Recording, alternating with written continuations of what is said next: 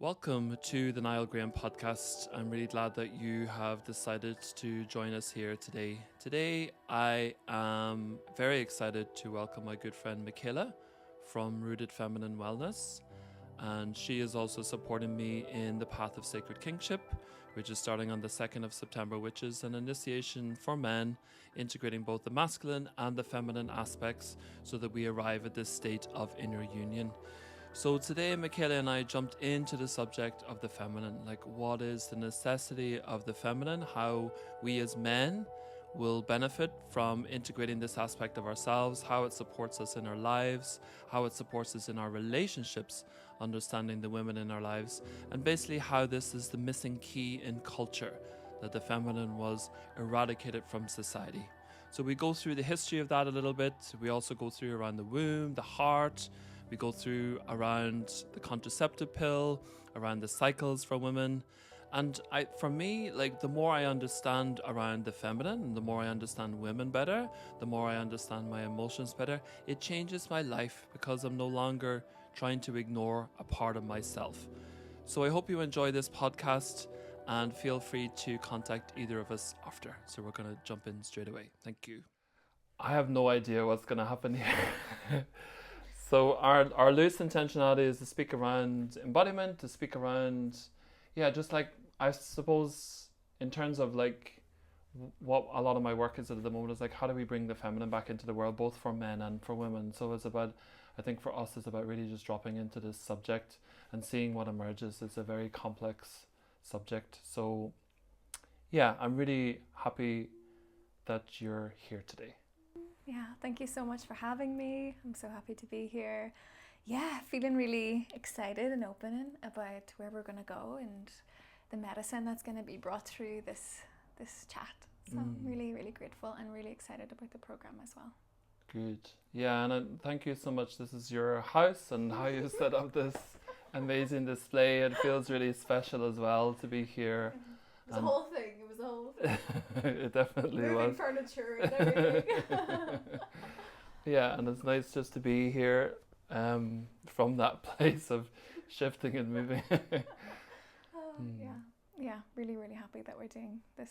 It feels really important and really needed. And I think through this conversation, I find when we always speak, so much just sort of comes through and we're like, oh my goodness, ideas and things. And yeah, I think it's really important for the people curious about this program and this journey as well to, receive a little bit of our message that we're trying to convey here through this work. Absolutely. Yeah. So maybe we can start at the beginning. And I was speaking to you earlier just about like, how did you end up in this work? Like, what's been your journey to get to this point? Yeah, thank you. I think God, there's so many different like branches of the tree that brought me into the womb and brought me into working with women, but a really, really profound, almost like prophetic story, whilst keeping it grounded and keeping it on earth, was when I was working in a corporate job, and everything just started to shatter in my life, and I started to see a lot of truths about the way I was being, and I started to sort of evolve onto a path of like taking care of myself and deepening into what you would call like your spiritual practice. And I remember my first ever reading was with a channeler, a medium, and I was really, really skeptical. I was no, this woman Talia, she's amazing, and she's from Canada, and we had this reading, and all my friends were like, you need to go speak to her, you're at a crossroads, she can really provide some insight. And I sat and I was just so skeptical. My family would have never really believed in this sort of thing, but I was just like, I was in that place, I was like, I need guidance, and I went. And she told me, she was like, you're going to be making a pilgrimage, and you're going to be taking a journey, and you're going to go to this specific place, and you're going to meet a medicine woman, and you're going to be guided into the sacral, into the womb. And I was like, I don't even think I knew what the womb was, even though I have one and I inhabit a womb. I don't think us as women, we really pay attention to what that actually is and what that means. So I was just sort of like, ended the call and was like saying to my sisters at the time, I was like, this was, I would never do that again. It was bullshit. She told me a plethora of things that would be here all day if I was to tell you all, but I sort of just left that. And 6 months later, I was on a plane, and I remember she had mentioned something really profound, that I was going to go to a magnetic place, a magnetic island. It's known as a magnetic island. And I was on the plane to Ibiza, which to your surprise, is actually a really, really spiritual place and centered around the feminine. And there's a lot of beautiful medicine women and teachers there that practice with the womb. And I was on a plane, picture it from Belfast city centre in the midst of summer on this chaotic like party plane on the way to Ibiza, and I was sitting reading a self-help book with earplugs in because it was chaos. And these guys, this whole trip was so serendipitous because the guys were like, you don't look like a woman who's going to party in Ibiza. Why are you going to Ibiza? And I was like, I don't know. I just feel really called to come here. I was going to stay in a community there. And it felt like a pilgrimage. It felt like a mission, you know. Things were breaking down, life was falling apart, and this is the only thing that felt really, really, really certain. And then one of the guys said in a passing comment, when he was laced with drink, she's going to the magnet aisle, the part where, and I was like, and then it started to come back to me what I was told, like almost like months ago before that. I was like, okay, that's weird.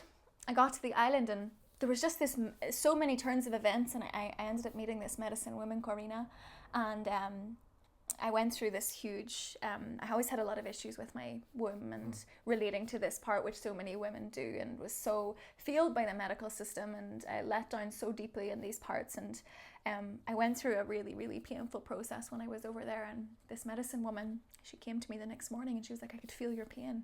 You're in pain. I know you're in pain. And I sort of just was like, how did she know? Like, how did she know? And she was like, I'm going to bring you somewhere tomorrow. You and your friend here, we go. And we got in her car, this Dutch woman that we just met, and we went up to this mountain, and she was like, wear white.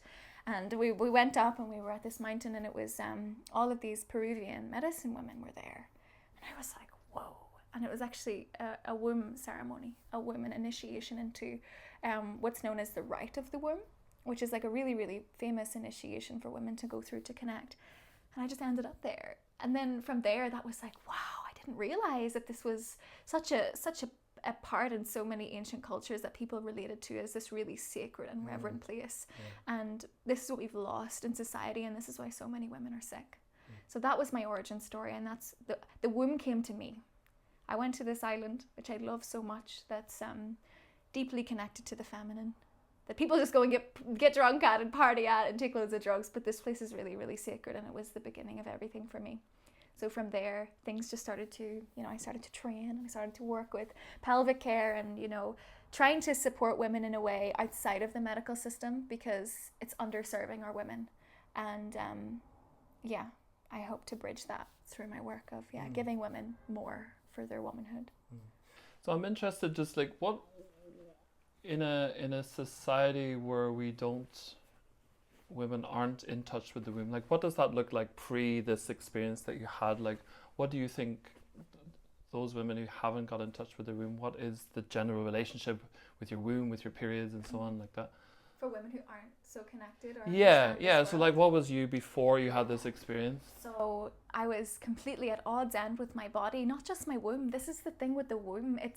It's an integral part of life to be a bleeding woman, to have a cycle. It's your reproductive health, it's the most centralized part of you as a woman, and women are at odds end with that part of their bodies. They hate their cycles, they're disgusted by their blood, they're in agony and they're suffering, and they're given by the doctors drugs to suppress this, the contraceptive pill, and they're on this for years, and they're disconnected more and more from their hormones through this process. And it's given out like sweets, they're just like here, anything, womb this, womb that. They're just throwing stuff out at women, and this is disconnecting women further. So most women are experiencing now this rife, like skyrocket of disease in the womb. Endometriosis, polycystic ovaries, infertility rates are at their highest, because women have lost this connection to the reverence and the health that's possible in this space. So women right now there's a mass severance and disconnect from this place. Did you take the pill? Yeah, I was on the pill for many years. I was on the pill for 6 years. Oh, how did it impact you? Turned me into a complete and utter witch. My moods, everything. I gained a lot of weight. I grew body hair in extra places. My hormones were just completely and utterly fucked. And it made me very depressed. And it stopped my cycles. It suppressed my cycles. I wasn't having a bleed. I wasn't having that health, regenerative, natural process that exists within our bodies. It suppresses it. Some of them do. Some of them allow for a bleed. There's different kinds. But I was on one that, suppressed it. And were you aware at the time then, whenever you took the pill, that it was related to that, or? I knew that the doctors weren't giving it to me for contraception. They were giving it to me to support period pain. Oh, okay. By just suppressing it. There's Okay. no journey to the root cause of like, why? Yeah. You know, what's your mother's relationship like to hers? Yeah. What's your lineage? Is there any birth trauma? They don't look at that. They're just like, here, Yeah. you know. Yeah. And so then when we take the framework of like, okay, let's explore the womb. Like, so what does, when you're talking about the lineage and you're talking about trauma, so what is the essence of the womb then as you move into like exploring it? What did you discover in there, and how did it start to have an impact on your life? Like, what was that happened after that pivotal moment? Thank you for that question, because I really think the womb just represents power, Yeah. you know, and life. Yeah. And for me, it was started to realize, oh my God, not so much of the energetic stuff first. I started to more sense into the physical process of like, my body's so intelligent. Yeah. She's not got pregnant, so she's in this instinctual clearing process. That's also an energetic and emotional clearing. Women always ask, why am I so emotional when I'm bleeding? Something is being shedded. Sure. And sometimes women notice that like more things annoy them when they're bleeding. Yeah. Because they're more open to that, to be shown things. Because it's a time of, people say the womb and the bleed is a time of wisdom, but what does that even mean? Yeah. For the common woman who doesn't know that, it's because it's going to show you little things about yourself, about your life, about your partners, about your friends that maybe you just sort of ignore. And I think for me, the first thing was really coming into reverence of like, oh my God, this is a sign of health. My body knows how to, on like a lunar cycle, on a 28-day, here or there, for some women it's different, but the womb is similar to the lunar cycle. So we're going through this entire cycle, whereas men are on the sun cycle. So I think it's just fascinating that our body has this intelligence to regenerate and cleanse. And the second thing that I really noticed is that my womb and my blood was a signal to the health of my womb. You know, it changes with, it interesting. changes. Okay. Like if I'm going through, say if I'm not eating so well for a few months, or I'm really stressed, I will notice that I maybe be more painful. I'll feel more pain. And my hormones are upset. This is the first place I will feel it, when I bleed. It's a signal. That's what I mean by wisdom. You know, it talks to us. Also, clots aren't normal. Stagnation in the tissues, you know, and it's like if we look and we get really acquainted with that, that's going to help us later down the line of trying to reproduce or going on a fertility journey, because we'll be like, okay, I understand. If I listen to her, then I can start to tend to what she's telling me, you know. So I think that was really the main things for me that I first noticed. Beautiful. And just in terms of like, I suppose the familiarity of the body, you know, if you're watching these patterns, and I'd love you to speak a little bit around just like the phases. Like I know for me as a man, I didn't know for years. Like I knew there were different phases, and I knew that there was an impact on you. But just maybe to break it down for guys, Cool, because it's, you know, and I also feel like as men and as women, like we have assumptions around our own selves, but it's really important for us to be starting to share these and understanding each other. And I think just the thing that's really come through for me the last few weeks is just like understanding each other, that we are different. You know, it's not about it's just respecting the difference of each other is really important. Absolutely. Like women aren't like small men. Do you know what I mean? Like we aren't men. Do you know what I mean? Like we have different biological needs and desires, and like I think when women try to push through that of like Mrs. Independent, they just end up burnt out and sick because it's not in line with their current, you know. So and I'd love to speak around work as well, because men, you know, we have the sun cycle, which is 24 hours. So just to say a little bit about this just before you go into yours. So for men, our hormones are at their highest in the morning. So in the nighttime, then we produce testosterone. So somewhere between like 7 till 10, that's like the height of our testosterone. So if we want to do something focused, we want to do some exercise, we want to do something that really like uses that like peak level of our testosterone, and then towards the evening time, then testosterone drops and estrogen rises. So that's why we're a little bit more chilled in the evening. Now this isn't the same for all men, but definitely for me, like between 7 and 10 is like get the shit done, you know. Power hours. powers, you Yeah. know. So then, as you say, like the hormonal cycle for women that is in a monthly way. So what have you learned around that in terms of like how you work and how you are? Yeah, great. So I think we'll start with menstruation. Yeah. We'll start with bleeding time, great. known as inner winter. So I'll not go too deep into like the ins and outs, but I think I'll sort of speak to like the emotional ways that we can show up, or I specifically show up as a woman in these phases. So menstruation, you're bleeding, your hormones are at their lowest, you're feeling a little bit more inward. What actually happens when a woman is bleeding is that her cervix actually dilates to allow the blood to flow through. So sometimes women feel more open and like sensitive, and you probably notice this if you have a partner or if you're a woman listening. And from our experiences of being around women, they're maybe a little bit more tender in this time because they're actually experiencing an opening, you know? Just like when they're ovulating, their body's ready to make a baby, their cervix also opens. That's why we have that extended sexual energy and that desire, because our body's like, I want to make a baby, like please, you know. So with menstruation, yeah, that opening really indicates us feeling more sensitive. Our hormones are at their lowest. We feel restful. We want to relax. It's really important that we do when we can. If we work and we have certain commitments, I know that can be hard, but I totally know women who even work in, you know, jobs throughout the week that they still could prioritize more slowness and rest, and even just how they're walking, how they're exercising, how they're showing up to, go with the current of their bodies instead of like doing HIIT and CrossFit when they're bleeding. So it's really important for us as women to, listen to these cycles, and when we're feeling low, to honor that. And then that will be our inner winter. So it sort of just depicts what winter feels like. You're up by the fire, you're cozy, you've got lots of warmth. The seasons teach us so much outside of Mother Earth, and this is why the feminine is so closely related to the earth, because you think of winter, you know, your inner winter when you're bleeding. What do you do in winter?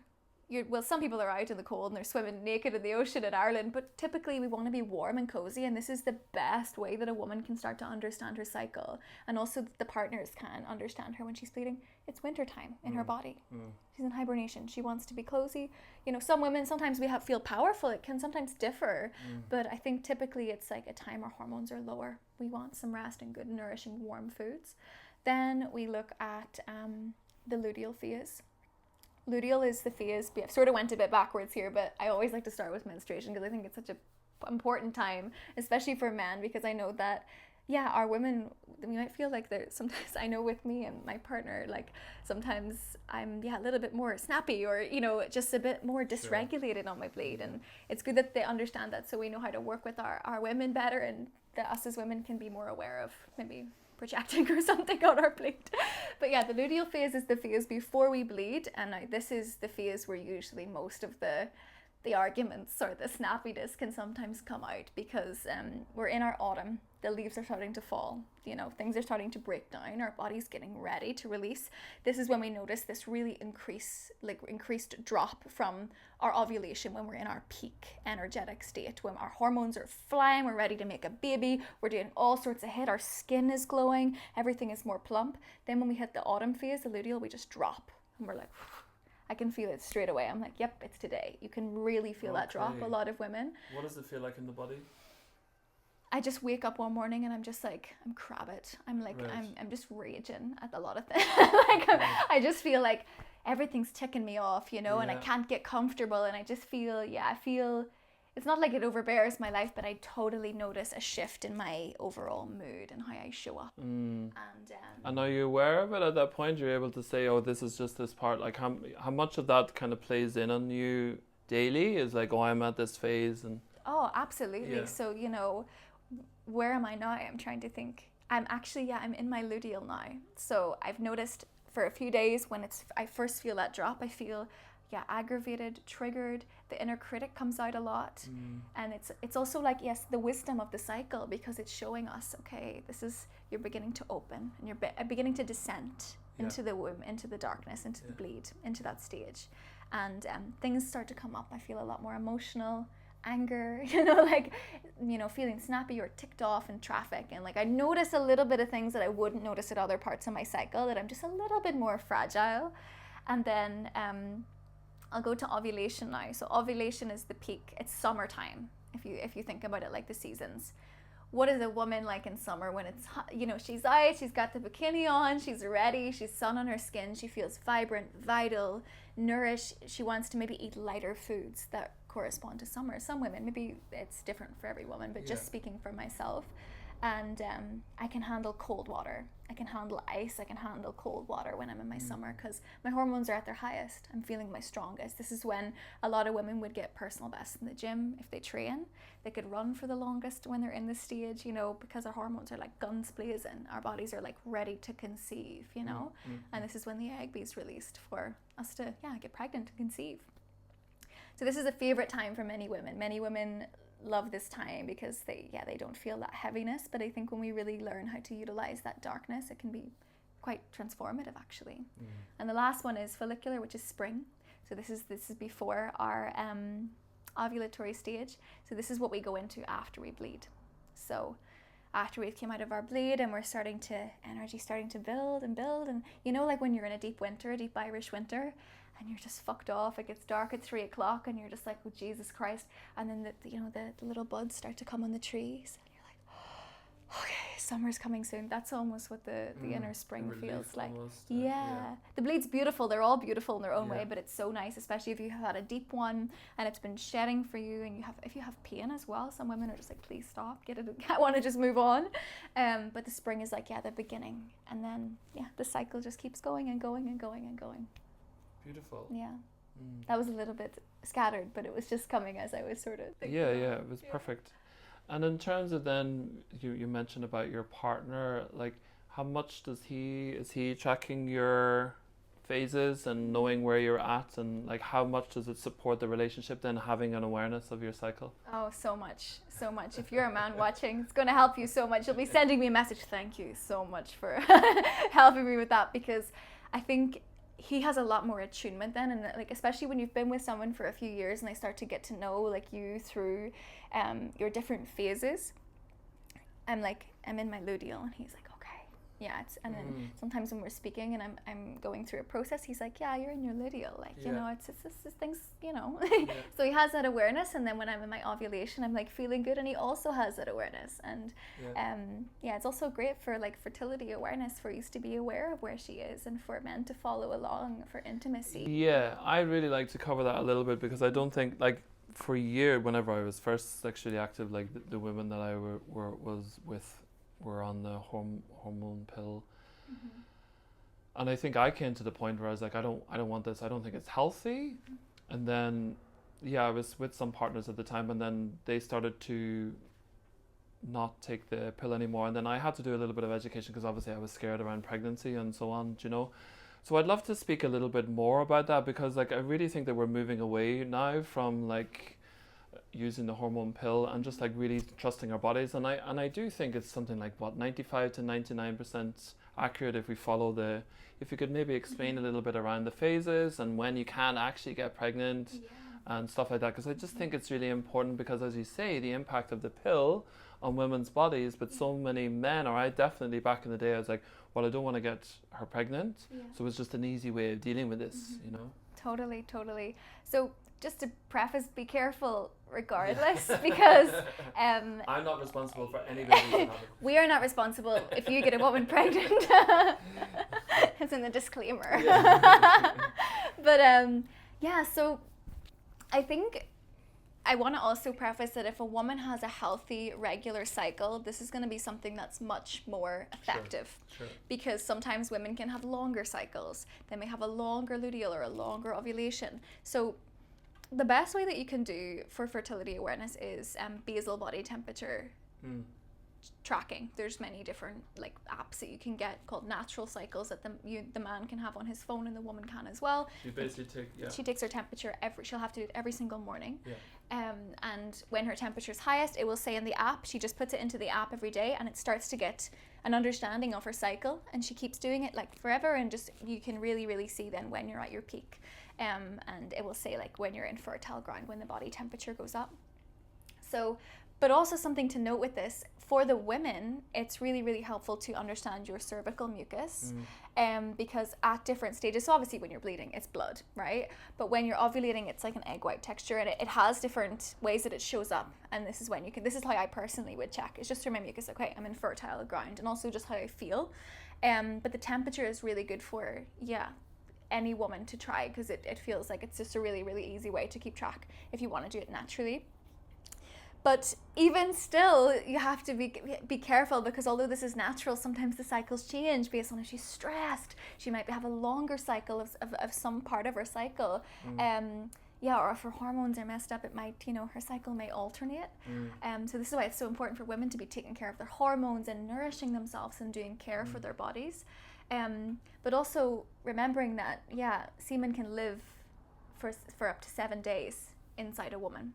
So, per se, if you were to have sex and intercourse in her menstruation, sometimes it can live up until her ovulation if she has an early ovulation. So, I've heard of cases like this happening before. Okay, yeah. So I think it's just really important with the body temperature tracking, and also for your woman to get really, really in touch with her cervical mucus and how she feels. Coming more into the body is just gonna, okay, I feel at my peak, let's, not, because it feels like, this is fertile ground. So. And I think for me, like in those situations, like I work a lot with ejaculation choice of not always ejaculating. So in those phases of the months, then I'd be tending to not ejaculate inside for that reason, so that we can't, it is, it's much easier obviously with the pill, but actually it's really beautiful for me, the partners that I've been with who have done the temperature every day and being aware of where they are in the cycle, and also in terms of moods, and then me adapting to that as well. Just really, there's something really potent about it, that we're not just unconsciously having sex and whenever we want to. It's really honoring that cycle, and also in those moments where it's clear that she's not, there's no risk of pregnancy. It's enjoying that phase as well. So you're kind of going through this with her as well. And also for women, and for you as a couple, you're taking your autonomy back and being okay, you're not on any synthetic drugs. You're fully in your hormonal state, natural hormonal state. I'm supporting you with this, and it can feel really empowering to do that together, I think. Yeah. And do you think that the pill had an impact on your your sexuality, your sensuality, or when we think about hormones that they're kind of the basis of attraction, the basis of sexual energy and movement. So I'm imagining if two partners are in a state where we're taking care of ourselves, we're more healthy, we're taking care of our state of mind, that the sexual attraction moves in a different way than if you're on the pill, and it's having an impact on that. The hormonal pill changes who you are. Because it changes your hormones. Yes. Your hormones make up, your behaviors, how you're showing up, how you're acting, how you're being, and it completely changes who you are as a woman. And I strongly recommend for a woman to make her own choice. I know some women who live well on the pill, and it has really helped them. Okay. But also the way that I work is I advise not to be on it, because I think, why not get to the root cause of our hormonal issues and our pain and our issues with our cycle first? And for contraception, I think it can be great, but there is other options for women. And even with the pill, I have, there was a study that I seen about women being on the contraceptive pill for many years and being with a certain partner, and they came off the pill and they didn't want to be with the partner anymore because the hormones had changed that much. They had a complete I know when I came off it, I had to spend years trying to learn my cycle, learn my body again in its normal state. I didn't have a period for 6 months after I came off it. I was I didn't feel like a woman. I was what's going on? And it took me so much time to get that back. And even the aspects on sexuality, it does change your libido. It changes how your appetite for sexual connection. Sometimes it can make it more, or sometimes it can be way less. It changes our cervical fluid, so lubrication, our breasts change, our sensitivity changes. For some women, you might be listening to this and you've had a great experience, but it's very far and few that I've heard that women have had a immaculate experience with it. Changes everything. I'm interested as well just in the history. Some would suggest that it was brought in as a deliberate way of if we're going into more esoteric terms of, is a deliberate way of suppressing the feminine, taking us away from that. I don't know if you have any thoughts around that. Or I love this question. I think this is my favorite use. Ready, strap in for this. So where do I start with this? So yeah, modern gynecology, we'll start there because I think this is really important to know for all the women and men. Modern gynecology was brought forward by James Marion Sims. He created the first ever women's hospital in New York. But before that, in more of the ancient times, we seen there was women caring for women. There was the natural midwives. There was the Mayan midwives, and a lot of in South and Central America, we still have that preserved, these little pockets of indigenous culture, but in Europe, it's completely wiped. And then after the loss of this, basically, this will lead into what I'm saying about the pill, but when we seen the witch trials, I don't like calling them the witch trials. They were the women's trials. The witch trials was actually trying to control reproduction. How is it trying to control reproduction? Not because they wanted to kill off women so they wouldn't reproduce. They killed off the women who were in charge of caring for reproduction. Yes. And midwifery, herbology, herbalism, all of the things, women care, pelvic care, all of this, because they wanted to take it into the hands of men. Yeah. And this was in the midst of the Industrial Revolution, where they were making all of these things, and all the men were coming in, they were inventing things, and it was amazing. It was this whole big boom, right? But what we've seen in the women's trials, witch trials, is that they killed women from grandmother to great grandmother to grandmother to mother, daughter, the whole line. So that the wisdom was lost. These care practices that I teach now, and I work with women with the hands-on body work, it was all lost. And then we seen the birth of okay, we need people to look after women in birth now. So then James Sims and the fathers of gynecology came forward. They created for women and some men, the forceps and the speculum to look at the cervix. And they created all of this, and they spent years experimenting on African women that were slaves. And then also the first women's hospital in New York, which wasn't called a hospital, it was called a women's refuge. And I was saying to Niall earlier that a lot of the women that came there were actually Irish immigrants. So there was this mass birthing, and there was a woman, Mary Smith.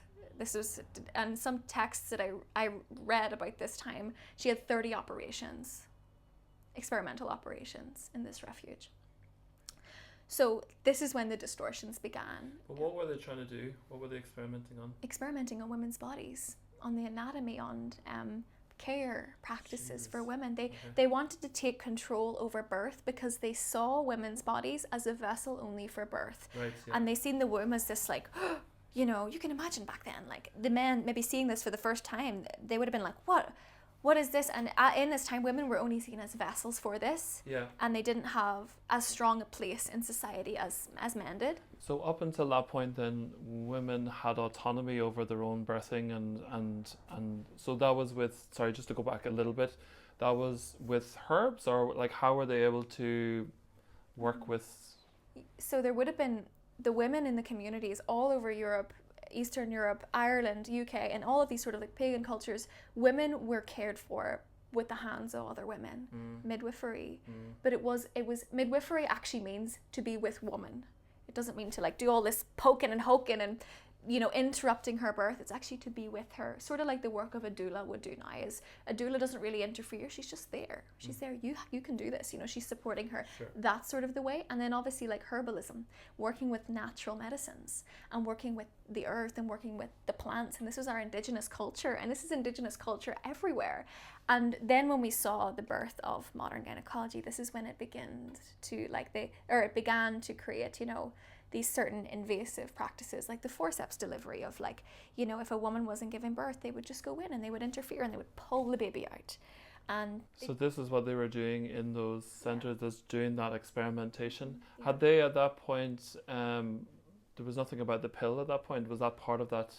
I think this was the beginning of the birth of the controlling the woman's body. Modern allopathic medicine. Sure. Of course there was doctors, and it goes so far back of working, penicillin and all of those births of these medicines that are amazing, and so healing, but for actual chronic issues, even still to this day, and also still to this day, the same experimental practices that are barbaric for women when they're going to get a smear, a biopsy, are still those practices that James Sims fathered forward to this day. Wow. Yeah. And then we seen the birth. And yeah, we can look at the esoteric. I feel like I just went, but I feel like that was really important to talk about. Sure. But with the pill, like, yeah, totally. Like, it can be seen as a way to suppress the woman and, you know, to control reproduction and to suppress the woman and to change. This is also an interesting one. Women, when they were basically back in this time, I read the other day in some texts about this era with James Sims, if a woman was bleeding, they didn't have a name for it, but they called it hysteria. And the symptoms of hysteria were headaches, back pain, womb, like, you know, the women were saying they had like womb pain, vulva pain, excessive vaginal bleeding. They didn't know what menstruation was. They called it hysteria. Whoa. So, yeah. And I think this is why it really, really triggers women so much if maybe a man has said when she's bleeding, "You're crazy," because like it's like, oh, you know, that's what it was, and that's what they, you know, would have called it. But then the traditional midwives would have been like, "Oh, you're on your time, or you're on your moon." Sure. You know, and a celebration as opposed to putting down. I also heard this recently that, you know, women were called hysterical, but whenever a man is hysterical, he's just very funny. Wow. Yeah.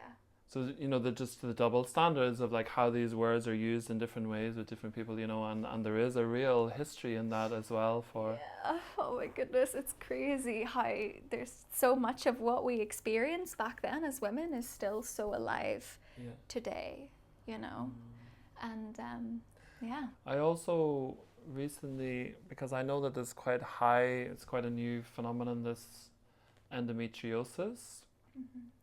And but there's also a very high proportion of women are having endometriosis, and maybe just to speak a little bit around that. And what I found interesting about it is endometriosis is related to the period in terms of letting the blood go, but I actually don't know enough about this to be explained. But the premise of what I was reading was like that women aren't able to let go in the way they used to before. We're not able to let go to the earth. We're not able to like ground into ourselves, and this is why there's a holding up in the body. We're not fully able to go into winter, to go into that phase of letting go, which is in society as well. So just looking at a bigger societal picture of this holding up, holding in, and not going with the natural cycles. Yeah. Endometriosis is a huge one. Thank you for bringing that, because endometriosis is when the endometrial lining of the womb actually grows in other places of the womb. So you might see it on a fallopian tube or an ovary, or like actually start to migrate, and this causes women a lot of pain. If endometriosis gets really bad, it can migrate to bowel, it can migrate to other organs, and it can actually be fatal, you know, if it's not tended. But endometriosis, I believe there's full healing potential for it, and you might think that's a big claim, but I say this, it's because it's an inflammation-based disease, stress related. I work with women through like an endo protocol. We do a lot of health work, diet work, hormone stuff, and I've seen women completely eradicate their symptoms and prevent it from like progressing. And I've heard many stories from my like fellow practitioners who work all over the world of like women completely healing their endo, you know. And sadly, you know, I heard a woman, a 22-year-old woman a few weeks ago being offered to be put on early menopause as 22. Whoa. From, you know, so endometriosis is inflammatory. It's really angry. It's really, really angry. Sure. It's growing. Other parts of your womb are starting to migrate, and it's a real lack of ease in the body. And when we look at this, it's a serious protocol to reduce inflammation and stress. And any woman who I have spoke to with endometriosis does not live a life of ease and does not eat an anti-inflammatory, highly supportive and nourishing diet. It's like the body's calling you. It's like, please listen, I'm going to get louder and louder until you listen to me, to come back to the womb. So women really struggle with this when they bleed. They get a lot of pain and be in bed usually for days. A lot of women that I know with that. So great. I think it's really wonderful to really look at the physicality of the womb and the impact of the womb. And, you know, it's clear, obviously, with women getting these symptoms that there is something wrong in our bodies. And I'd love to speak just a little bit more kind of about the spiritual aspects or the energetic aspects of the womb as well. And I'd also like to share like my own experience, because just to give a little bit of a premise of this, like women obviously have you have a physical womb and you have an energetics of the womb. And for a man, then we have the energetics of the womb, which is called hara in different traditions. In the old Celtic traditions, then we would have the upper, the middle, and the lower cauldron. In the Chinese traditions, it's called the lower, middle, and upper dantian. And in the Japanese traditions, then it's called hara, which is literally known as belly. So it's an understanding of the intelligence. So that men have this intelligence as well. And I remember before I knew about this intelligence, then I always had this kind of maybe unconscious envy. And I'm really interested to bring these threads in as well. You know, like there were parts of me that were envious of women because you had this, like, these cycles, you had all these, like, experiences as a woman that I felt in some ways that I was lacking as a man, you know. And so I think also for men that there is in the unconscious dynamics between men and women, that there is a jealousy around women for men, you know, and that obviously also in the history of the way that women's bodies have been dominated, have been taken over, there's also this unconscious level in men of like, what's the word, entitlement over a woman's body, you know, so that we, just to kind of name those deeper pieces of within us as men, that this is the shadow of patriarchy and the entitlement. And as you just briefly talked about, it's like when men were able to control women's bodies and control when women gave birth, and they could create more people, which is a workforce. Like this is coming back to the history of capitalism. Men were made workers and women were made producers of more workers, and we put it into the framework of capitalism, the framework of patriarchy, which is a productive society. And we as humans then became subjected to these rules imposed on us because the people in charge just needed more workers. And so we all suffered in this in different ways, you know. But it was a real big thing for me to realize that I had this internal space. So I'd love to experience or hear from your experience in terms of the context of like birthing or ideas or creation or the creatrix. I know you also know the Dr. Azra Bertrand. He talks about this idea of the creatrix of the womb. So the more the spiritual aspects of it, I'd love to hear a little bit of your... Totally. Yeah. So excited about this. These questions are all amazing. So like physically the womb is a creative place. So like energetically it also inhabits that.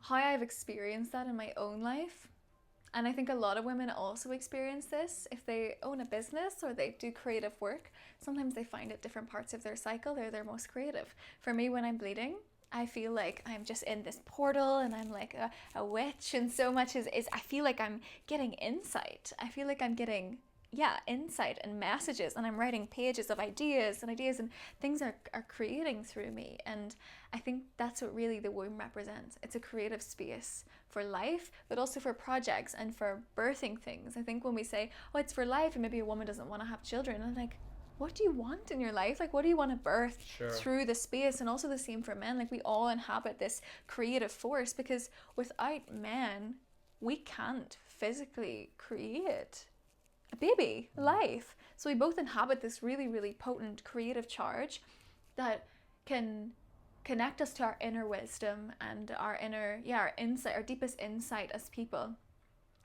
And for me, sometimes what I do to connect with this is I just close my eyes and I breathe into the space and I ask, I'm like, okay, what's the next step?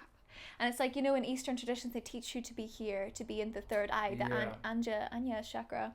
But I'm like, no, this is not what I operate from at all. I'm like body, you know, I'm in the body. I'm not the ascended path, it's the descend path for the wisdom to come forward and to really receive and inhabit that full creative force. And is there a relationship between these 2 points? Like, does that have a different type of insight?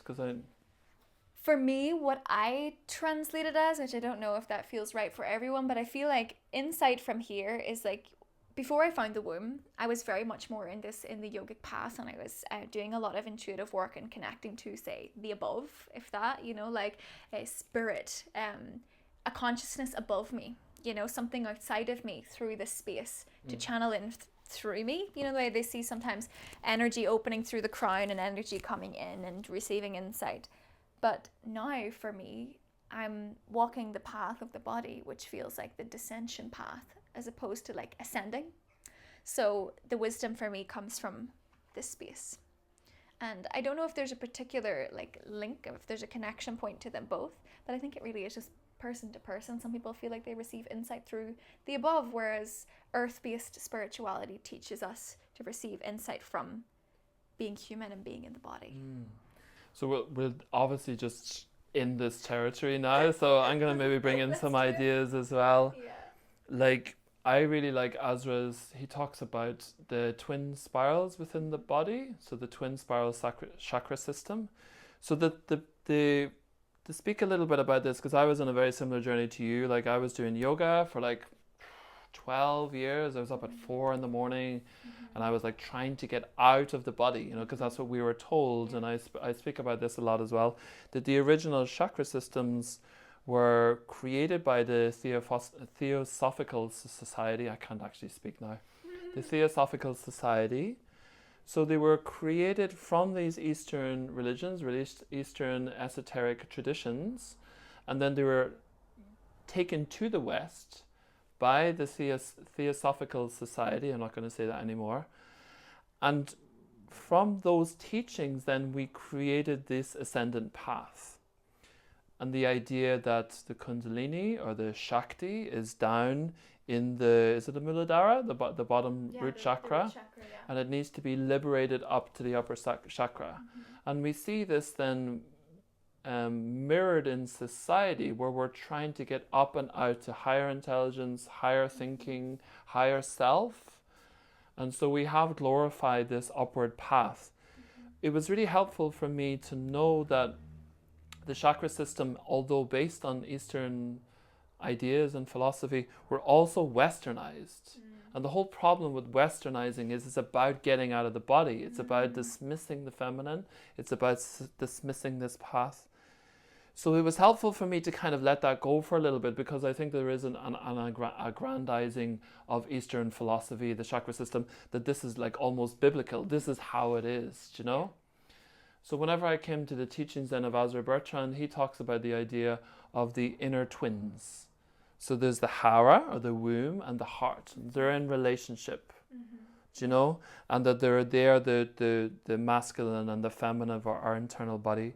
There's the root chakra, which is the feminine portal, and then there's the crown chakra, which is the masculine portal, and that they are also in relation to each other. And then there's our genitals and our throat, and they're in relation to each other. So that we're really not, because what happened, I think, for me, is whenever patriarchy came online, that we really moved into this ascendant way of being. But we also don't want to be going fully, like I've had to learn now that once I went into that descent, that was like probably about 12 years ago now, once I started to go down into the body, then we can also start to choose that more. Because I was trying to get away from God. I was trying to get away from religion. I was trying to get away from my family. So I dismissed the spirit aspect. Totally. And actually the most adult or the most mature way is to be able to embrace both. And this is when we become a full adult, when we are embracing both the ascendant path and the descendant path. And that's when we're really able to inhabit all of what it is, and recognizing, as you say, at some points maybe we're more attracted to insight here, or at other points that we're attracted to insight here. But coming back a little bit to the womb, like my experience of the womb is exactly the same thing. It's this sense of like, it's all my intuition, all like my entire business actually has been birthed through the womb. And it's following that intuitive path of like what is emerging, what am I being guided to, what is trying to come through me from both sides, you know, and trusting that path, the intelligence of the womb. Absolutely. And I love what you shared about like, you know, not getting stuck in one way or the other, because it's like they come together and they meet. Because if we are so, sometimes I find if I'm just so in my human experience, I forget about God and trust and spirit, source, the universe, whatever you believe in, this infinite awareness that makes synchronicities pop in front of our minds. We forget about that. But then when we're also just too much there, we can become super ungrounded and this is what we see a lot in like New Age spirituality, of people being so out of the body, and then also people being so in the human experience that they're not in touch. So we need to have this like inner marriage in the middle, like in the heart, like in the heart space. But the womb and the heart are totally totally connected through a channel, and then also the throat and the womb are as well, and the larynx and the cords of, like, I seen a video of, if you were doing like a tone, like an ah, then there was a camera internally and in the throat, and they both vibrate at the same time. So it's also probably similar for men as well, because I know that sound can really open the pelvic diaphragm and allow us to just like be in our womb, in our hips, in our pelvis, you know. Yeah, and I definitely, with a lot, because I do a lot of like sexual work with men, just around our relationship to our penises, like, because for just to go into this a little bit, you know, porn has obviously taken over, and so depending on how we are in our earlier life, I know for me, like, I was quite depressed as a teenager and just bored or whatever, so I ended up masturbating, porn or whatever, to just alleviate some of that, you know, to kind of escape. It was that sense of escaping out of the body. So a lot of us then have this like impaired relationship with our penises. We use them just for like a short burst of pleasure, and it's literally that we use that part of us, and anything that's used is extracted from, there is a broken relationship too. Yeah. And actually a lot of the guys that I've worked with, then whenever they start to heal that relationship with their penis, start to heal the relationship with the shame in their own body, they're able to speak more. They're able to own themselves more. This is who I am. And the throat starts to open up there. So that's like a kind of a physical manifestation of what we're talking about, that these aren't just conceptual ideas. And I'd love to hear maybe some of your experience around that, because I think it's a really beautiful, as you say, the depiction of is it the cervix, the larynx, the larynx and the vaginal canal, and then the cervix as well. When there's a camera, you can see everything just vibrating, which is incredible. Yeah, it's on the exact, and this is why toning is so helpful when women are working and also birthing. You know, women who are in the hospitals and they're not working with their breath and sound, you know, they really need to get into that primality and that sound and groans and sounding down into the pelvis, because it actually opens the pelvis. Yeah, my experience with, like, do you mean just like someone coming into the space and what that looks like through, like? Well, no, just either the heart and the womb, or the throat and the vaginal canal. Just to like maybe talk about the relationship between. Maybe come back to the heart and the womb. Just you say that there's a channel between the two of them. What is your experience of that, or how do they interrelate in your own body? Yeah, it's interesting, because I think like all of this feels really mysterious to me, because when I'd be working in my clinic room with women, without women knowing this, they're like, when I'm doing body work on them, they're like, oh, I can really feel my heart and my womb. Or they feel this urge to need to make sound and express themselves whilst we're working in this area, because the body knows that there's like an innate connection with these two parts and how they're connected. So there's a lot of sounding or emotions through the heart through working with this space, because these reservoirs are connected, and also like the breasts are deeply connected to the womb, because they're a place of nourishment. They're connected to your experience of birth, you know, and giving birth and nourishing through these reservoirs. They're like really potent pillars of power. Throat, breasts, heart, womb, vulva. They're like, I would say, like, if I could make a chakra system myself, I would say the only three ones that I would have would be throat, heart, and womb. Throat, heart, okay. Yeah, three, do you know? Like the spiral. Yeah, beautiful. You know, three. It works well. And because I feel when a woman comes into her womb or she does internal work with me, then she's like, oh, I feel like I can move my mouth and I feel like I can speak and I can sing. I have had women sitting up in the bed saying, can I sing? And I'm like, absolutely, go, like, let me hear a chorus, you know, and they just start singing, like, and they're like, wow, I didn't know I had my voice, through working internally with the womb and working with the cervix. Yeah, and I think that's really beautiful. There's so much to this that I'm interested in, like taking even one example, like if we think about the tree of life, you know, beautiful depictions of the tree of life, that normally the branches above is mirrored in the below, you know, and for a lot of us then the body is definitely like grounded in this area of the body. And for those of us who aren't rooted in our own bodies, this part of us can't really grow particularly well, you know. So it's just like this whole framework that we have, and I'm interested in like psychology and how the brain works and how to work out our emotions and so on. But for me, everything changes when we come down into the body. Do you know, there's healing that happens, as you say, in the vulva, in the pelvic region, you know, and that frees up this area, do you know? But most of us are up here trying to work out why we're doing this thing, or trying to work out our emotions or whatever. And I just think that we're in the wrong place. Like, I just love the somaticism of that, you know? We're hoking around up here trying to work out our emotions. But when we really start to develop the roots, all this area starts to flourish. And you know, it's part of this like greater picture of like the dismissal of the feminine, the dismissal of the body.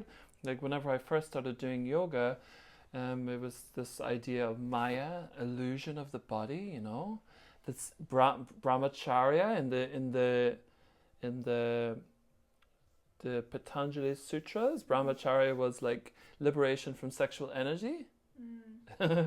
And I didn't wank for I don't know how many years because of this brahmacharya thing.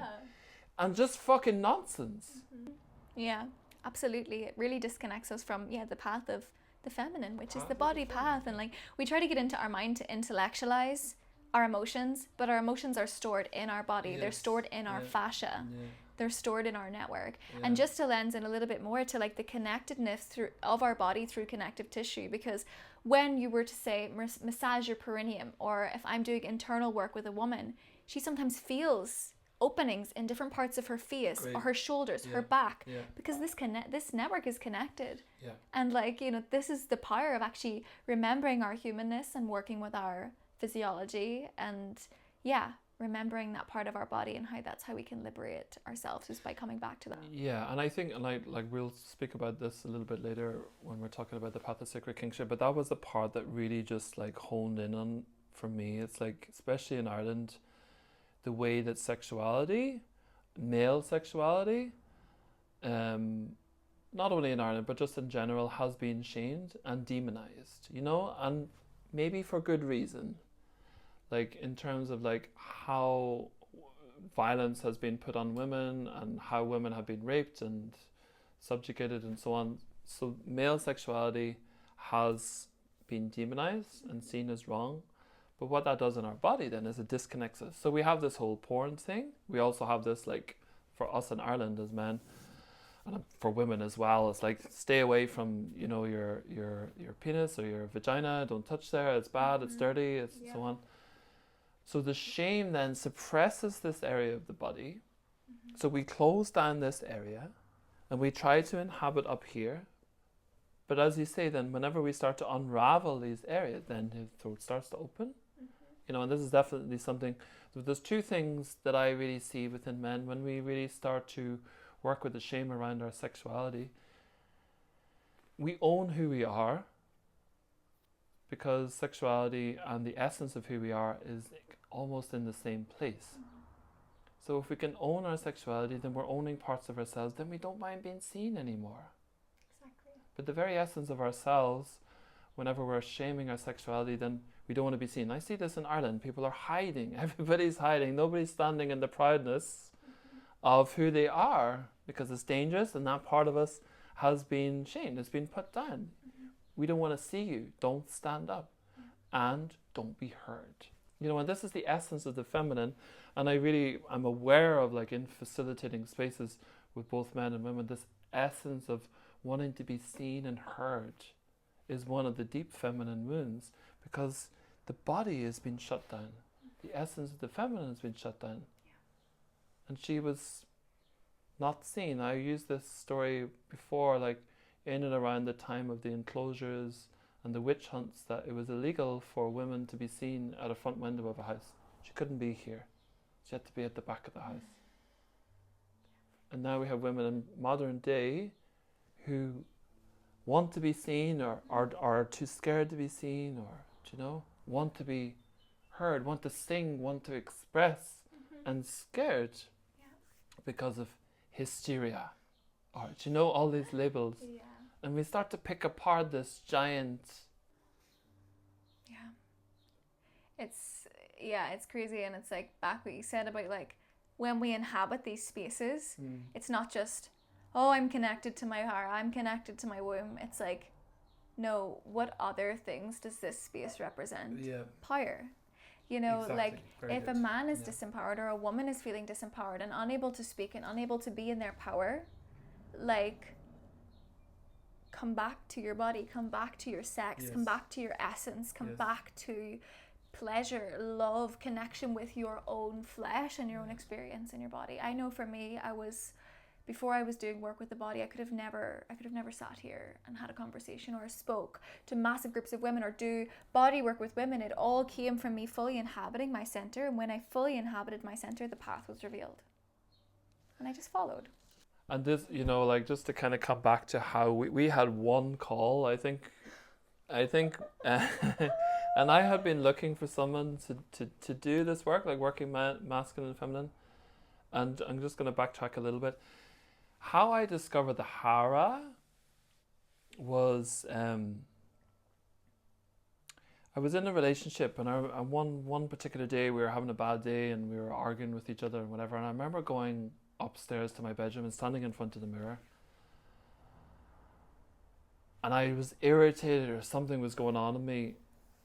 And I remember feeling down in my belly. It was angry. And then this voice came up through going, "You are only making me stronger."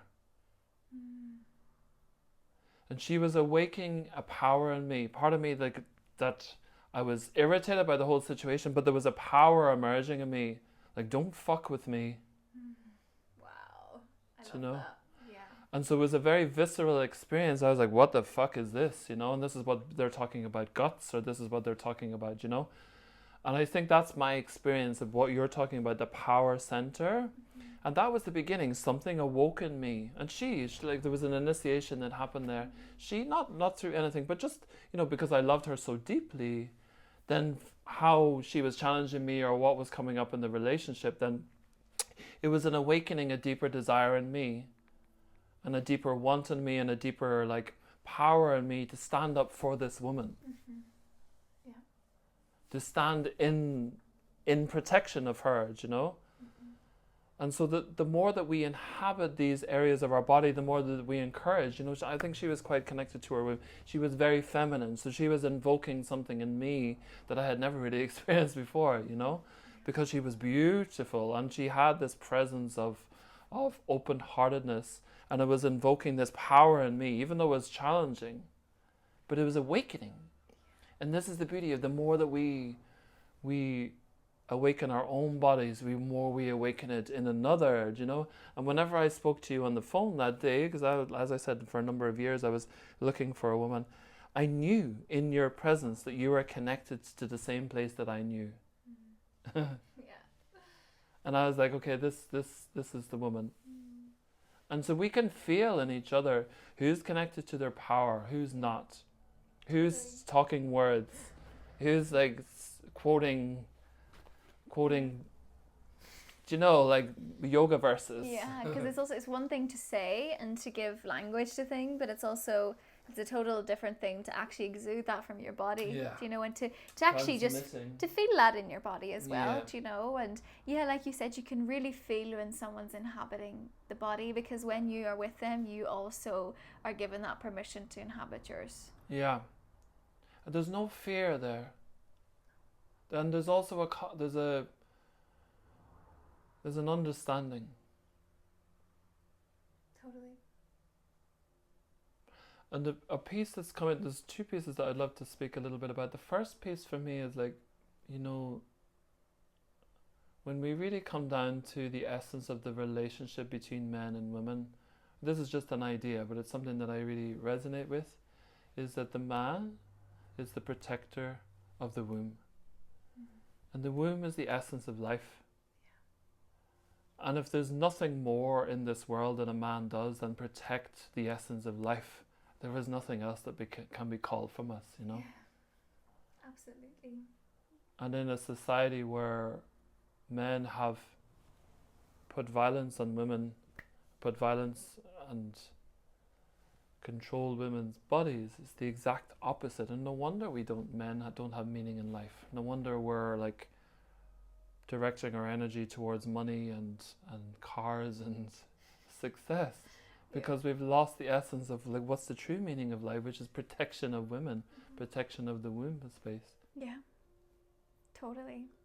And us as women, I think, is to nourish and to create this safe space for the man to flourish within, and for him to feel held by our feminine, not like attacked or like and like sometimes this happens when we're learning, and I know I certainly haven't been a saint in my relationships, but what I've noticed is that my man flourishes the most when I'm fully in my feminine experience. And like I think a lot of women is like, oh, I don't want to be submissive. Being feminine isn't being submissive. It's being like fully in your power, and like being feminine allows you to have fire and fangs. Give us a little bit more of that, because I fully agree with this. But I'd love to give you a little bit, because the issue that I also had in my own self was like that, because the feminine has been demonized, not even demonized, it's been put down as weak. Because the problem that I experience a lot with men is when I talk about the feminine in a that was a bit weird. In a patriarchal society that is production focused, like whenever an elder becomes older, it's no longer like production focused. So the feminine, which we could define as being the restful part of us, then is derised. So this is why men can't relax, because he doesn't want to be associated, he's been damned or judged in like relaxing, and so men then stay in this like one way of being. So I really try to encourage, and for my own self as well, learning like, well, what is the essence of the feminine, and putting it into the context of what is the power of the feminine. That we're not fucking deriding this thing anymore that is essential to life. The same way with above and below. They're equal, and they have their own essence in the way that, and I fully relate to what you're saying. It's like the beauty of experience a woman in her full power, which is not submissiveness, but the power of the nourishment. So just to speak a little bit more about that, what is the power of the feminine? What is the power of woman? I think I really want to speak first of like, how I think men are taught that the feminine is like the weakness aspect. Yeah. But that's not what that means. Yeah. Do you want to be a nourished man? Yeah. Do you want to be in deep connection with your own body, with life, with the earth? Taking care of yourself, and not like, putting a face mask on, cucumbers on your eyes, and like, I think that's the way it's like depicted self-care. I will never do that. No, I know we'll never do that. But how are you nourishing your body? Yeah. Are you connected to your inner mother? Like, what does that look like for you to mother yourself and care for yourself? Are you exercising? Are you drinking good water? Are you going, like, I feel like they're all aspects of the nurturance of the feminine and the inner mother that is within us all. And I think for men to be well nourished, they need to start to look at these aspects. And am I resting? Like, how is my sleep? It doesn't have to be this whole like, oh, I'm gonna like move all swirly in the garden, I'm so feminine. Like, if you want to do that, great, but like I think feminine is so much more deep than that, of actually like the nourishment, the caring for the home. But like, even if you're a man, this is also like really important for you to do, to connect with your inner feminine. Do you know what I mean? Of like your inner mother, I've been on the journey of inner mothering myself, and it looks like food, nourishment, exercise, taking care of myself. And this is the thing, because in a society where men haven't separated from the mother, still looking to the mother for that nourishment, like the nipple, if you like. Yeah. And then we have a lot of men then who don't know how to look after themselves, and then get into relationship because there's whole parts of themselves that are missing, or they're looking for. Oh, I was so much better in relationship. She cooked, she cleaned. Do you know what I mean? She was like your mom. She was like your mom. Yeah. Yeah, and I think so many women also then take that role, and then they feel resentment, and then it's just this clusterfuck of like, then it just breaks up because the woman also like hasn't stepped fully into her like her boundaries, and you know, with that, and you know, the man also then hasn't, because we have a lot of work to do. What do you think is the dynamic that plays out there? So I would suggest that a strong woman, then if a man comes to her like with this wanting to, unconscious wanting to be mothered, what is the dynamic that plays out within women?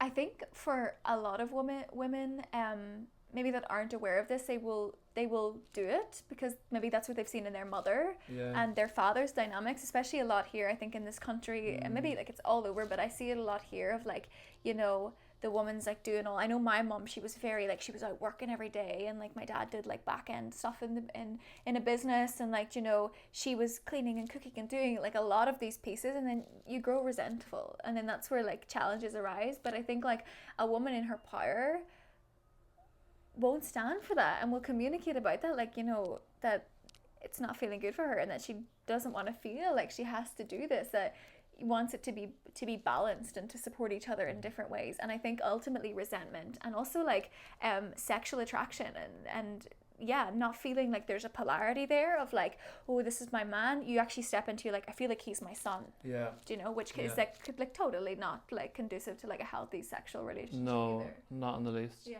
And what do you think? Like, I'm just wondering if there's like a shadow aspect of that. You know, so the unhealed part of the feminine. Why does she mother? You know, is it about attention? Is it about like being in that mothering? You know, because I like maybe going back to my own mom, I just see this kind of constant mothering. I don't want it, you know, and I try to push it back and say, listen, I'm independent. Like I'm a man. Like I'm 45 years old, but she's still like, can I get you a knife? Can I get you a fork? You know, and this like compulsion for love. You know, because she identifies so much with the caring role, and if she's not in that role, then she her whole identity crumbles. But then I'm put into a role because she needs to be in a certain role. And so I'm just interested in that dynamic, you know? Yeah, I think this is just such a common dynamic. And I really think it's like, in part, because women, that's what they've been shown to do, to gain love. To gain love. And I think like it goes so far back of like, you know, a woman's place is in the kitchen. That's all that she knows. Our place is in the home. You know, she looks after the children. And then I think this is where we went as a society of women to like, fuck that. I don't want to be like a, you know, a housewife or whatever. And then they're like hyper independent. I don't need no man. So they go, it's like, we need to then like bring them back together. Like what we said about the above and below, to like integrate your independence with also wanting to nurture. Do you know what I mean? And I think that's where we've went too far. I see a lot of women who are like, girl boss, I don't need no man, or like fuck all men or whatever. I'm like, no, like, you know, we need to come back to a balance of like, we can love and nurture and care for our partners and look after them, but also like have our independence and what we want to do and not become like a slave to each other, you know. Yeah. So it is the balance thing, because I do find it very attractive, like a woman who's very feminine and who takes care of herself. I know from me, like being with women who like into the essential oils, like really bathing themselves well, keeping themselves, it's just very attractive, you know, that sense of nurturance, you know. And but you know, the balance piece around that of like, I had to do a lot of work around my mother to not also be feeding into that, like wanting her to do that to me as well, you know. Yeah, and it's I think for a woman, you know, how maybe she would fall into that pattern, like I mentioned about like seeing it in your parents, but also like, you know, where is that coming from? Like, does she feel like, I know for me in the past, I totally would have felt like, oh, I'm not going to be loved if I don't do this. And it comes from this like, I'm not a good woman. Yeah, like tainted sense of self and like, you know, who am I without him, or you know, not being fully in our own experience as an individual in the relationship, I think as well can bring us into those sort of patterns. It goes both ways, so it's for the man and the woman. I think so, yeah. It's different. Like for me, it's like it's the shadow aspects of the same thing, you know. Like I was always putting out bins and doing things around the house because I was trying to get my recognition of being a useful man, which also comes from its own like wounding as such. Do you know what? So there's like a healthy aspect of that in the same way as a healthy aspect of the feminine, like cooking for your man, or like, you know, taking care of the house in that way. And then for a man, it's like there's a healthy aspect of like wanting to do like fix shit in the house. Like I love that. Whenever she used to ask me to like fix things, I love that, you know. So there's a healthy aspect of that, but just like really recognizing when it comes from an unconfident or disconnection from self. Totally. That we're trying to get a sense of validation of who we are from the other person. And that's, that's where shadow work comes in, where we become aware of like what's going on. Yeah, doing it from the right place. Doing it from the right If I'm about to place. sit down and cook a meal for my partner and it's like, I have to cook a meal because we just had an argument and I need to that's not from the right place, that's from the wound. But if I'm like, oh, I'm going to make him something nice tonight. It has a very different essence. I think it's just about being aware on both parts of like, where am I as a man craving for my woman to maybe step in that role of the mother? Where am I as a woman also expecting my man to step into the role of the father? That's another piece that shows up a lot, Speak a little bit about that. Oh, yeah. Straight into daddy issues, But yes, so many women have issues with their father, and maybe they had a broken family, or the father wasn't present, so they naturally seek out men who maybe embody similar traits to her father. And if it was a toxic father, this is where we begin to see these patterns playing out of constantly seeking out these men, until we acknowledge that like, oh no, this is I'm picking what's familiar to me, and my body is attracting what is familiar because my nervous system knows unsafety or knows this pattern.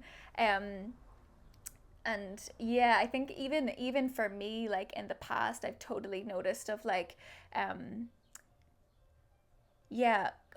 wanting to like find a man to like fill that role essentially. And like, people do say like the role of father, like yeah, what is the essence of that though? Like safety or provision, like or safety, protection. And I think like there is like healthy aspects, because of course, like once the girl steps away from the home and she gets married and she has a husband, that is the main man in her life, not that he's taking over the role as her father. Same with the man or the boy stepping away from the mother, and then that's now the main woman in his life. There is healthy, natural aspects to this. But I think like sometimes when we're like seeking that out of a place of like lack of like, oh, I need protection as a woman, I need like someone to come and like save me. That's sort of like the place. Exactly. And I think it's the same for us. We don't use those words. It's the same thing. Save me, like feed me, give me your breath. Give me your breath.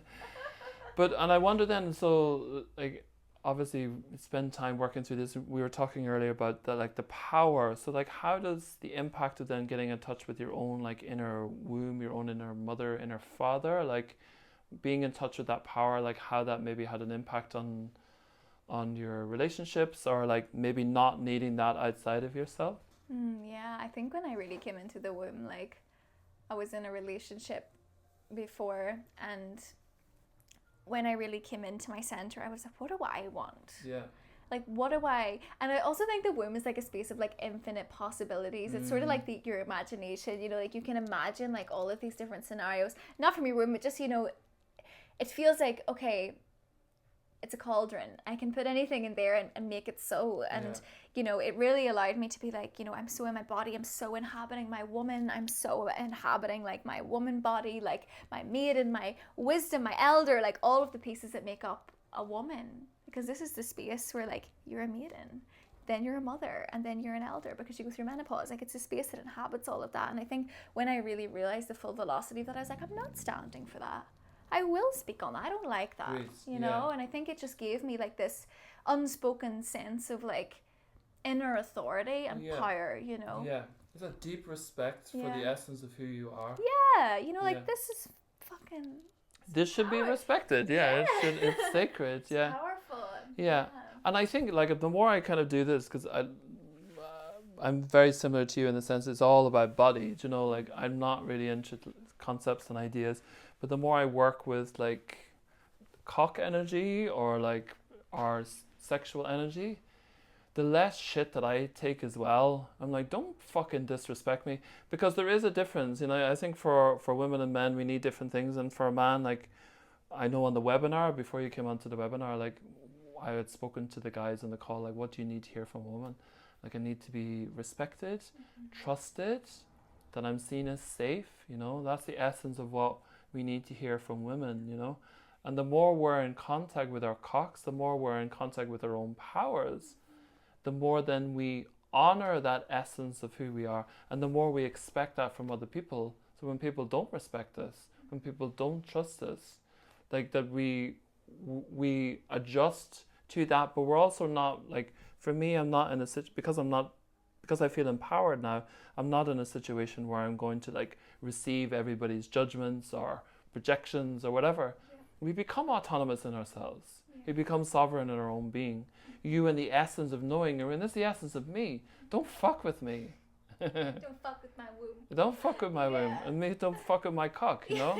Yeah. There's the swords, you know? And we really start to like step into the symbology, the power of the body. And when we think back to what we were talking about before, getting out of the body into like bliss and light, you know? Get into the fucking body. Yeah. Be in the womb.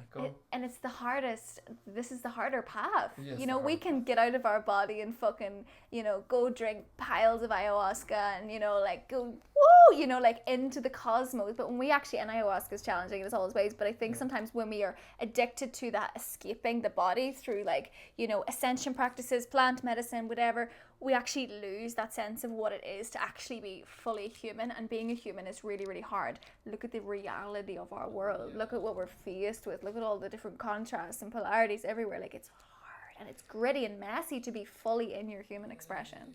But I also like, the more I work with the feminine, the embodiment, my humanness, and face all, like a big piece for me was around when I was about 7 or 8. I was at a Christian camp, because that's what we did every summer, Christian camp, in a good Christian family.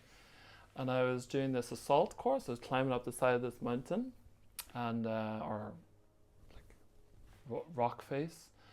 And then I didn't want to do the whole course. So I was like, I'll just come back down here, but I didn't use the rope. Slipped, boom, fell on my like lower spine, wrecked. For about 10 years before I started doing yoga, I was wrecked in my lower body. And so instead of dealing with the pain, like the only way, I was like, what, maybe 8 or 9 years old at the time, I kind of shut myself down to my body, you know? Because it's easier to shut myself down to the experience of my pain. I don't know how I was able to do this, but it's taken me a long, long time to get out of this. And I could literally shut down my consciousness to my own body. So the more I like became embodied again, so it was easy then for me to do yoga and get out and away and up and meditating or whatever, because I didn't have to deal with that pain. But the more I come back to the body, the more I come back to my emotions, the more I come back to my own shame and my own being, my own like penis, the more I'm able to inhabit my body. And through that, I start to feel a sense of pleasure. There's a different sense of awakeness to the humanity of life. So it's like, yes, it is suffering on some level, but there's so much beauty. Because by inhabiting my body more, then I experience the water and the sea. I experience the sun and the sky. We've come into the body. And yes, it's less predictable down here. We don't really know what's going to happen. But there's a real beauty in the simplicity of life. Totally. And this is like, you know, being in your body will support you to live more and to appreciate life and appreciate what it means to be a human. And I think people sort of forget the magic of that. Like, we're here and we're floating on a rock, flying through space. We can't even feel that. And no one's like questioning like the magic of that in just even that statement. And also that women can just, a man and a woman can have sex, and then there's boom, baby, birth, life, a whole new story takes place. Like the miracle of life. And people are disconnected. People are just giving birth and be like, oh, you know, it's just, hold the fuck, this is a ceremony. This is like a sacred moment, and sex is sacred, and life is sacred, and like we've lost that. Yeah. You know, and that's the medicine teachings, the women's teachings, the sacredness of ceremony, the sacredness of birth, you know, the sacredness of life itself, you know, and I think that's what was destroyed in this time of patriarchy. Totally, because this is when we've seen the wipeout of our indigenous culture. People go to South America and they work and they're connected with, a lot of it's still been wiped out, but there is a lot of pocket. That's why I went to South America. I was looking for something. And I found it, and I came back here, and I remembered that we all have indigenous history. And a lot of the principles of indigenous teachings and pagan teachings and ancient wisdom is about honoring the earth, appreciating life, water, praying to the fire, like, you know, the most elements. important things that we've lost, you know? Yeah. And this is what this is all about. Well, basically, it's the reclamation of the body. It's the reclamation of the feminine, like the specifics of that being earth body, cocks, vaginas, wombs, breasts, like inhabiting the body again, seeing its value, and like just moving away from this unbalanced society, and coming back into the body. And it feels really simple, but actually it's really hard to do. And we don't touch our bodies. Yeah. And this is also like what I want to language is like, yeah, like you said, we're taught, oh, don't touch that. No, that's from a really, really young age. Don't put your hands there. Don't do anything. But in order for us to inhabit our body, one of the most medicinal things that you can do at home after this, bring your hands there.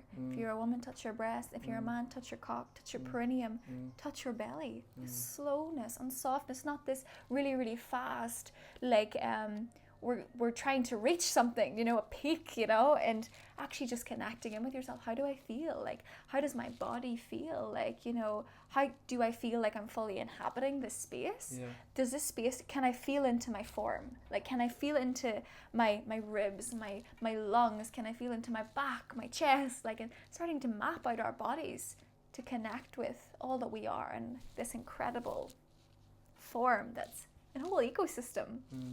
With so much wisdom. Absolutely. And maybe just to finish off, because I feel like we've kind of cascaded through worlds, and I think like the last kind of couple of years then, when I really discovered that map that Azra Bertrand was talking about the feminine crown, that opened something in me where I was like, oh, this is the essence of how we bring the feminine back into the world, is by working through this sexual shame in the body. And like my experience of the feminine now is that I am deeply connected to earth, and I belong here as a human. And my whole life I never belonged here because I was always trying to get out. I never fully incarnated. And that's the point, I think, of fully coming into our earthen body, that we've become welcomed on earth again. We become welcomed by the mother. We become her child as opposed to my mother's child. And there's a deep peace in me that I didn't have even a number of years ago. And that's the essence of the feminine for me. And that's why it's important for men to be in contact with that, because we're no longer proving ourselves to the world anymore. We're no longer proving ourselves to women or the mother anymore, because we're connected to our own deep mother in the earth, and that changes everything. And it will change men's relationship with women as well, because we know the essence of the sacredness of women, and we will know our rightful place as protectors of the land, protectors of women, protectors of children, and protectors of the womb. And that's where we find our biggest sense of fulfillment. Yes, we can be hunters in the world, but ultimately it's about protecting those spaces, and that is who we are as stewards of the land, connected to sky, yes, spirit above, and mother below. That we are in service to all these aspects of life. So thank you so much. Thank you so much for such a deep, rich, and complex chat. And we probably could have done another couple of 4 hours. 4 hours. Yeah, we weren't sure how long this was going to be. Oh, amazing. Thank you so much. So good to speak and share, and important conversations. Yeah. Need to be had more. Yeah, I agree. And just to be in that space of let's open it up and see what happens. So just briefly to speak around, because you have kindly joined me in the path of sacred kingship, and maybe just to kind of go through a little bit of what that process is like. And it's just, as I said at the very beginning of the podcast, it's just so wonderful because, as you said, like, women and men transmit different energies. So by you being in this space, it's an opportunity for men to be able to work through this mother wound more, to understand the templates of what the feminine is, and for us to be able to recognize what that means in relation to our own feminine. And there's an activation within that. And I know that with my work with men, it's like when I'm in my masculine, I'm supporting them to be able to know what that feels like, because they didn't have healthy fathers the same way that I didn't have a healthy father. And like for men who also didn't have healthy mothers, we didn't know what a healthy feminine was, that sense of nurturance.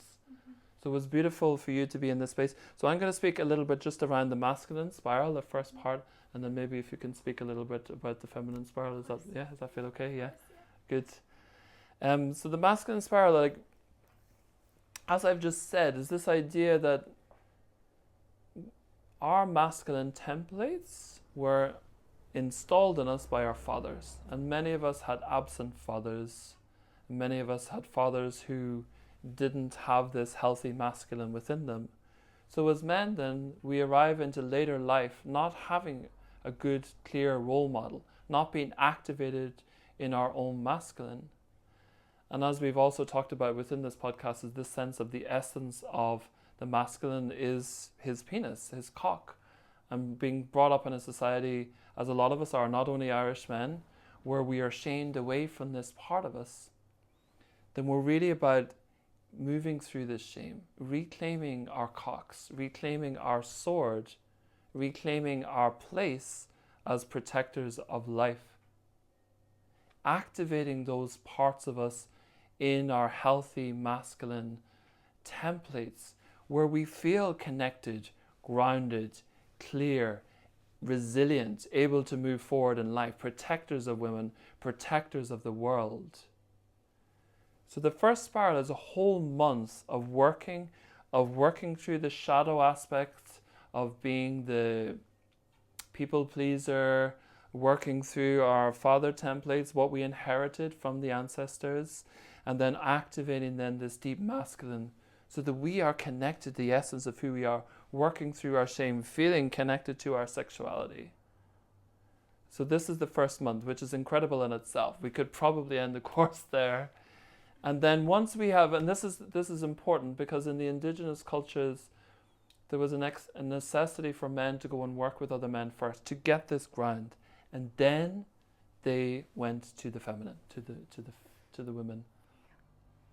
So in the feminine spiral, we're going to be doing a lot of work around the mother wound and how that really can show up for you in your life as a man, and how we can begin to rewrite the stories of how we relate to women and how we are showing up in our relationships, or maybe how we're being challenged in relation to other women, looking at patterns, our history, a lot of self-reflection and introspection on these patterns, and how we want to rewrite the story of maybe our fathers or the men in our lineage, in your lineage relationship to women, and rewriting that story so that you can have a healthy love, that you can attract a beautiful partner that feels nourishing for you, and that you can show up in this way that makes you feel embodied and strong as a man, ready to be in union with a woman.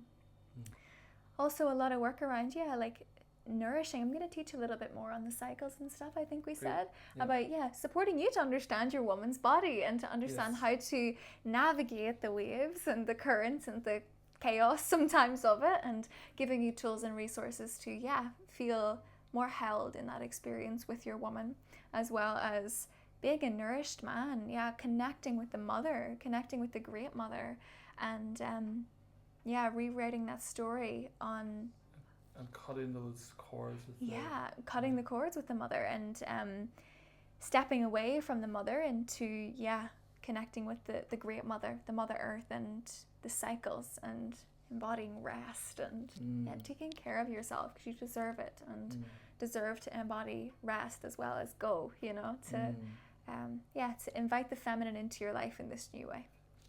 Beautiful. So with integrating both these aspects of self, then the third spiral is about integrating both the masculine and the feminine, that we're connected to the sky, this sense of purpose, masculine direction. And we haven't really spoken in this podcast, but all creativity starts in the skies, that we're connected to these realms of consciousness and also connected to the realms of earth, the feminine below, and how we also navigate that within our own beings. How do we navigate? Because I've spoke to a man recently and he was like, I don't know how to stop.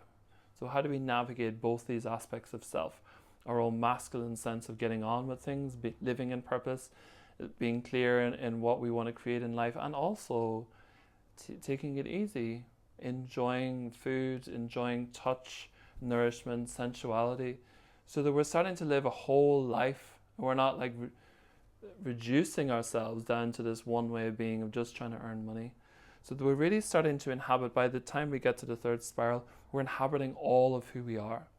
Our hearts, our cocks, our hara, our connection to sky, our connection to the earth. And this is why the path of sacred kingship was the last path for men. Because once we reach that state of wholeness, then we're able to inhabit all of who we are, and we become sacred kings.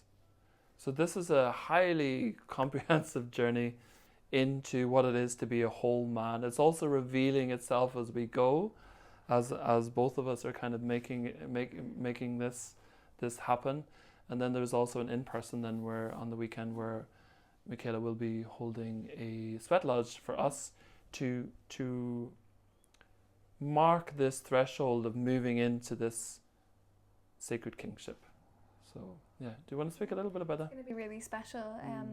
The sweat lodge is a part of our own Indigenous Irish culture, and it also connects to a lot of different cultures over the world. So we really are going to weave this in with our own culture, and connecting to the land, connecting to the Great Mother, and allowing this space to represent the womb, because this space, it is dark, it is warm like the womb, and it represents when we go in there, then we will come out and we will be anointed, and it will be like a rebirth, a total rebirth. So yeah, a very beautiful way to conclude these really deep months together. Wonderful. I am excited. Yeah. Me too. Yeah, so if you're interested, get in contact below. You can book a discovery call with me. It starts on the 2nd of September and it lasts for 12 weeks. So it's a highly comprehensive journey. So put in below. And I just want to say thank you so much for being here, going through this conversation. And I'd love to, for any of the women or any of the men who are women in your lives or maybe interested in the subjects that you've talked about, how can they get in contact with you, or what do you do in terms of like working with women? Yeah, thank you so much. So the best way for you to get in contact with me is via Instagram. I'm at Rooted Feminine Wellness. Maybe you can put it in the show notes. I will. And the way that I work with women is through hands-on and internal pelvic body work. So similar to the way a physio works, but working in a really slow and gentle way. And with this knowing that everything is regenerative in the female body. I also work with hormone health coaching, embodiment coach, like there's a whole plethora of things and so many ways to explore. I also have a beautiful 3-month journey for women called the School of Embodied Womanhood, teaching you as a woman to become fully sovereign in how you touch your own body and care for your own body, hormone cycles, basically like a full journey into leading you into the most vibrant embodiment of being a woman. So I would love to see some of you share with your partners as well, and my space is always open with any questions on Instagram. So